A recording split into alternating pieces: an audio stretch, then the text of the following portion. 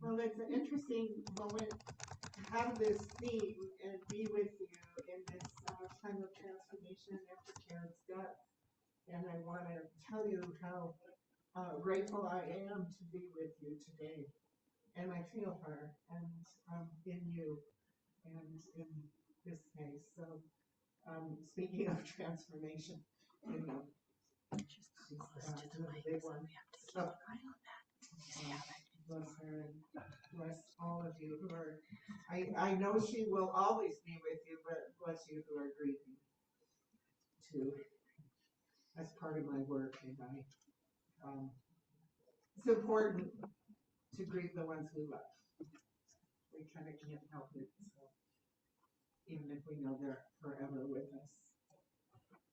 So it is fall. The leaves. Let's see if I can juggle all these pieces, all these parts. I want to make sure you can hear me. Okay. The leaves on the trees turn vivid colors of orange and yellow.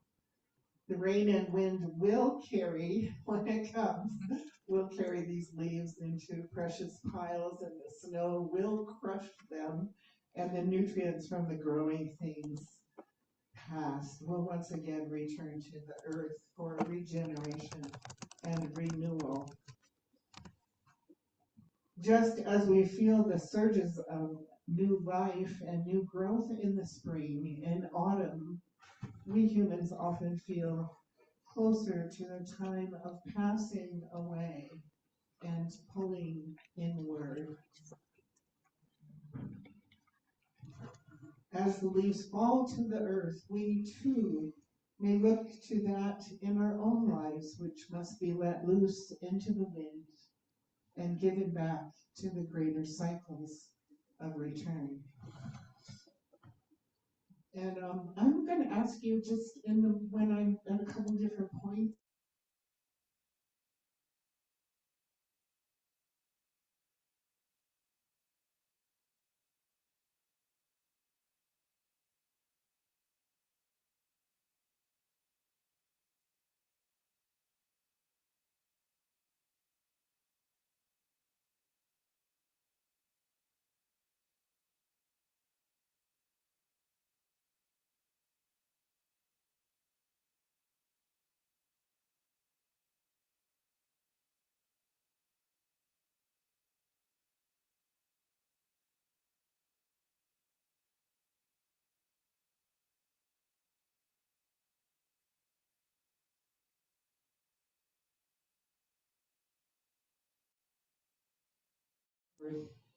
Or in our hearts and minds, so that we might sow the seeds of our hopes, goals, and intentions for the time to come.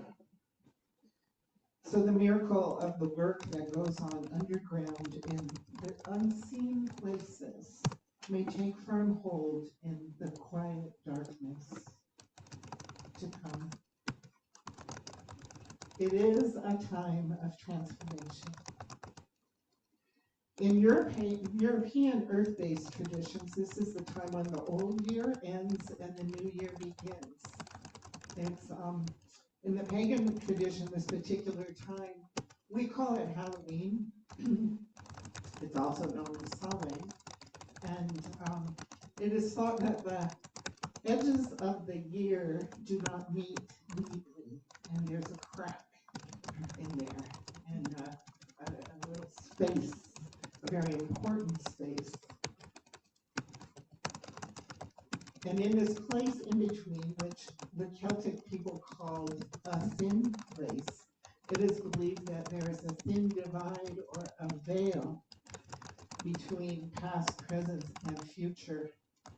It is here that possibly for a moment, a person might encounter a more ancient reality within present time, or where perhaps with only a glance we can be transported into the future.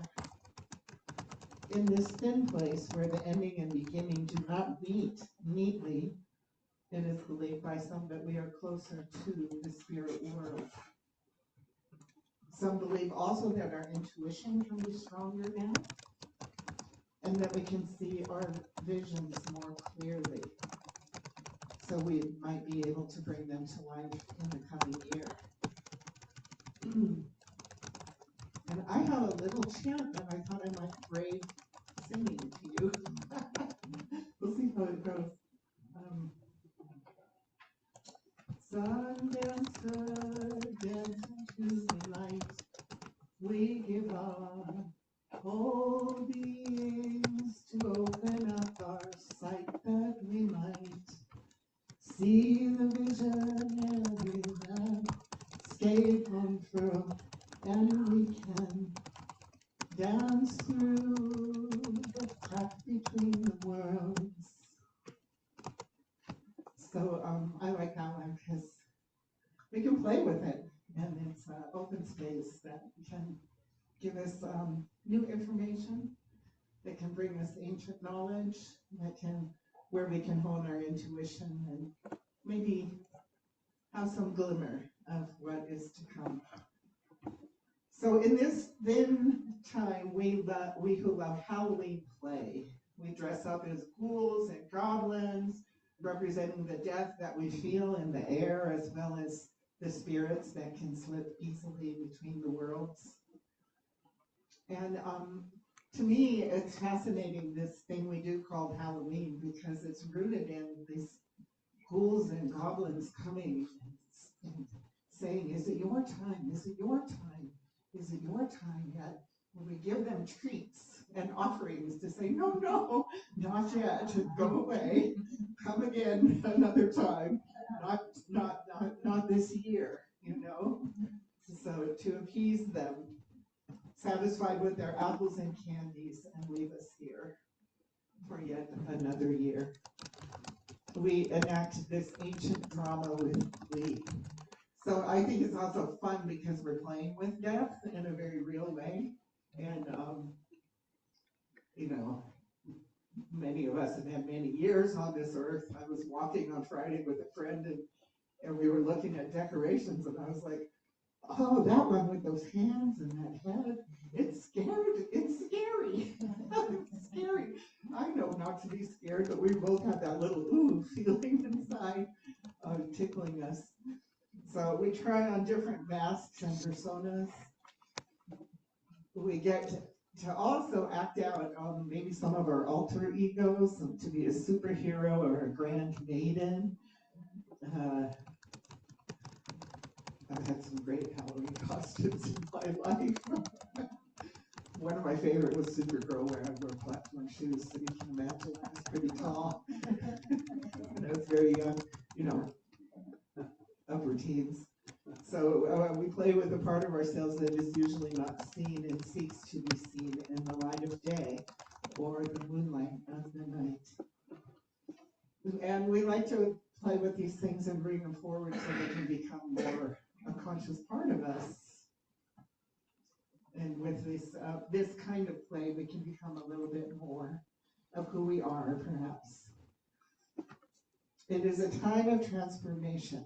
As we play in a personal way, there are big transformations going on in us collectively and in our world. And of course, we're all aware of this, and I won't name them, but we know there's much stirring on our planet and in our politics and our public spheres, and there's just so much going on, and it's a little hard to stay ahead of it all. It is time to join fearlessly with our own inner knowing, truth, and intuition, to let go and let go again into wider horizons, larger truths, and into greater love.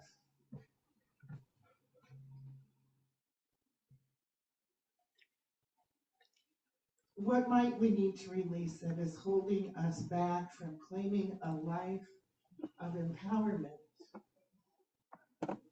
right where we are right now in this moment? To speak in a word and do a little mosaic of collage of words. What might we need to release? We're overwhelmed.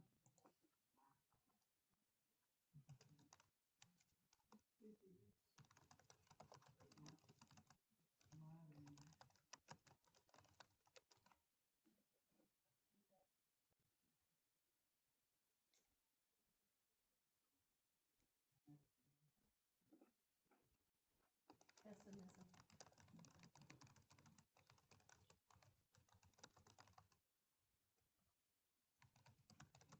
Thank you. All those things are really great. I think for me, one that just stood out like a neon light was control. Because there's this way we walk in the world and based on what we have known and what we imagine life should be like. The truth is, it is what it is. So, and here we are. So, it is time also to allow new discoveries into our conscious awareness. It might be a new belief, understanding, or sense of greater meaning, or a reminder to love a part of us that has felt rejected or abandoned. Healing the myth of separation. We all have the invitation to make some adjustment in our thinking patterns so that we might adapt to new awarenesses, to find new ways to structure our worldview or our cosmic view or our view of ourselves. And maybe you've heard this before. I give up the life I thought I would have in order to live the life that is before me. It's a funny paradox about humans, really.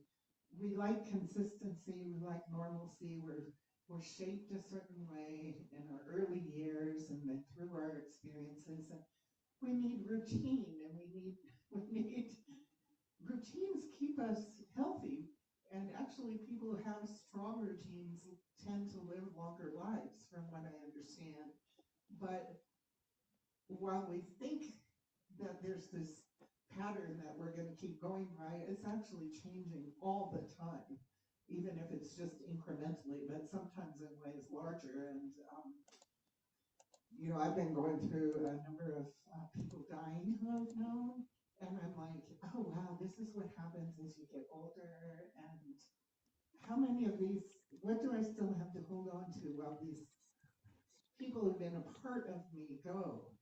What's the consistency that I can still pull from while I adapt and open to this changing time? So that's just one of the funniest paradoxes I think about humans, that we need something regular that we can feel like we're in control of. and it's never really like that. So one day, many years ago, I had a friend call me on the phone. He says, turn on your radio. Carolyn Mace is on. Do any of you know Carolyn Mace? It's spelled M-Y-S-S. Yeah, read her books, love her. She's I've never been acquainted with her before. This was a long time ago. And I didn't know who she was at that time. So I dialed in when, we used to do radio more. She is a medical intuitive and can see things remotely through time and space. So the cadence of her voice was healing all by itself. That was fascinating. The way she talked and the way she used words and her deliberateness. And I went into an altered space listening to her, just hearing her on the radio. She spoke of a number of metaphysical experiences that she'd had in her life, really pointing out about how the more she tuned into God and spirit, the more available that became to her. The more it was kind of a reciprocal relationship, and the more she dialed in, the more she could actually ask God for help. Like she was driving through some kind of demonstration that was getting out of hand, and the car was in the middle of all that, and she said, God, get me out of this, and things opened up and she got out.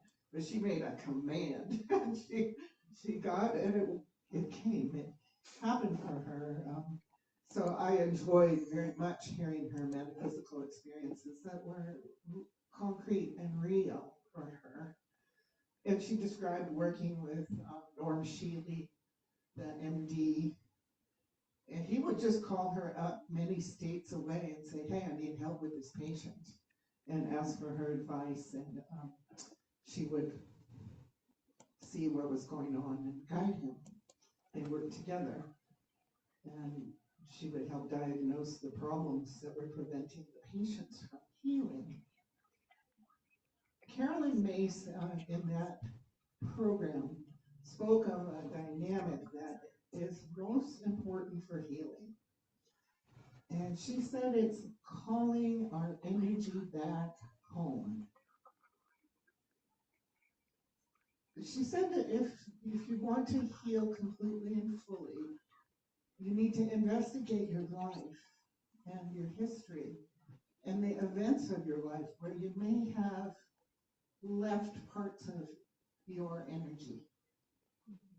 And we all know where these places are because we think of them, they come back to us. We replay them. There's still always maybe something to be learned from them, but you can tell if I've just started doing this, and it's not necessarily easy, but it helps to have this frame like, oh, I need to unhinge that piece from that time and bring it back in here. Oh, and that too. Okay.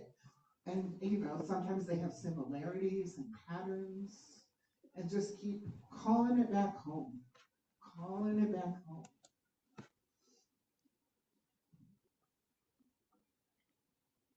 And that will help us welcome parts of ourselves that have been fragmented to return to us now in the present moment. This allows for reconnection, for new growth, for healing in a way that is perfect in this moment, in this time. We are so often lost in reveries of the past or concerns about the future that we are not at home in the now. And for us to have our most potent energies to approach this day in our own well-being, we need all of ourselves to be present.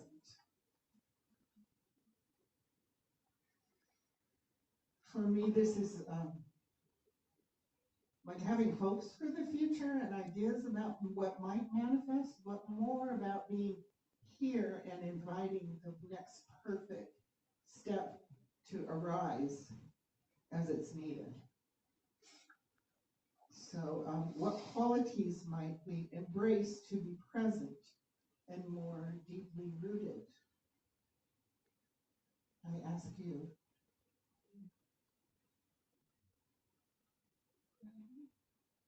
Mounting.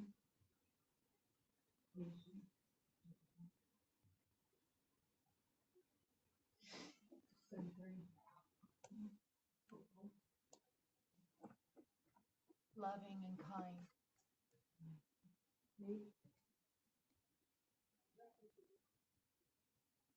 Curious.